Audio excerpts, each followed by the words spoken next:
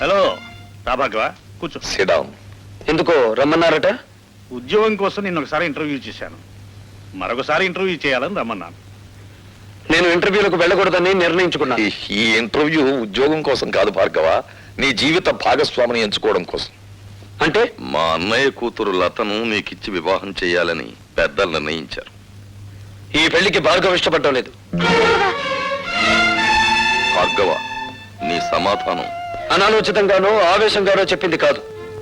సునీతపు త్రాసులో బంగారం తూచినట్టు తూచి నిర్ణయించుకున్నది. భార్గవ, నువ్వు తీసుకున్న నిర్ణయానికి నీ బంగారు భవిష్యత్తు ఏమవుతుందో ఆలోచించావా? బాగుపడుతుంది. భార్గవ, అవును సార్, లత తండ్రి దగ్గర ఉద్యోగిగా పనిచేస్తూ నేను లంచగొండిగా అరెస్ట్ అయ్యాను. లత పిన్న తండ్రి నన్ను కోర్టు నుంచి జైలుకి తీసుకెళ్లాడు. సంఖ్యలు వేసిన ఆ చేతులు ఈ కాళ్ళు కడిగి కన్యాదానం చేయించగలవా? అంటే మేము నిన్ను కాపాడలేకపోయినందుకు దాని జీవితాన్ని నాశనం చేస్తావా? లేదు, నా జీవితాన్ని నాశనం చేసుకోవడానికి సిద్ధపడ్డాను. నేను ఎక్కి వెళ్ళాలనుకున్నది పూలరథమైతే లతను నిస్సందేహంగా నాతో తీసుకెళ్లేవాడిని. కానీ నేను నడవబోయేది ముళ్ళకంచం మీద. లతను అందుకే నాతో తీసుకెళ్లలేకపోతున్నాను. నీ నిర్ణయం నువ్వు తీసుకుంటే నేనేం కావాలి? మరో మనిషిని పెళ్లి చేసుకో. మరో మనిషిని పెళ్లి చేసుకోవాలా?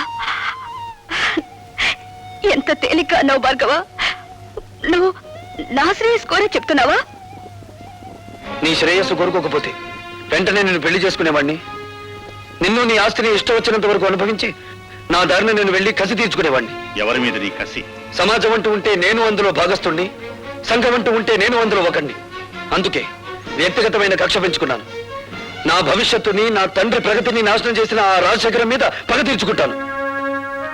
పగ తీర్చుకుంటే ఏమొస్తుంది? పెళ్లి చేసుకుంటే ఏమొస్తుంది? భార్య, కాపురం, బిడ్డలు, జీవితం, సుఖ సంతోషాలు. ఇవన్నీ నిజమైతే మీరెందుకు పెళ్లి చేసుకోలేదు? తడుముకోవద్దు.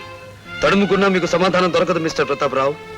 పెళ్లి చేసుకుంటే మనిషికి శారీరక విశ్రాంతి లభిస్తుంది, పగ తీర్చుకుంటే మానసిక విశ్రాంతి లభిస్తుంది. మిస్టర్ భార్గవ, రాజశేఖరం చనిపోతే అతని కుటుంబమే నష్టపోతుంది. కానీ నీలాంటి అభ్యుదయవాది చెడిపోతే సమాజం నష్టపోతుంది. సమాజానికి అవసరమయ్యే నీలాంటి వ్యక్తులు దేశ ప్రగతికి అడ్డుపడకూడదు. ఇప్పుడు నాకు దేశం కంటే ముందు తండ్రి ఆత్మశాంతి ముఖ్యం. దానికోసం ఏదైనా చేస్తాను. అదే ఆఖరి మాట. కొత్త జీవితానికి మొదటి మాట.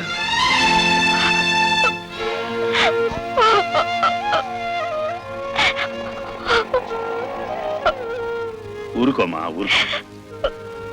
అతను ఎంత చెప్పినా వినే మనిషి కాడమ్మా. ఆవేశం చల్లారిన తర్వాత అతనే తిరిగి వస్తాడులే. ఊరుకో.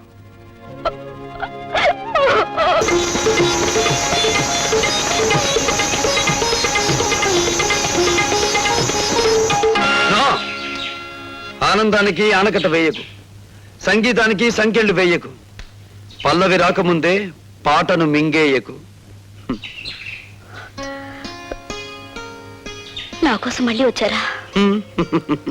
నన్ను రప్పించిన నీ అందానికి నా జోహార్లు. ఈ కొత్త దారిలో నాకు నడక నేర్పు. ఈ కొత్త జీవితంలో నాకు మాట నేర్పు. వీల్లేదు, మీరు ఇలా కావడానికి వీల్లేదు. నో, నువ్విలా మాట్లాడడానికి వీల్లేదు. ఇక మనకన్నీ ఆటలు పాటలు మజాలే. రా.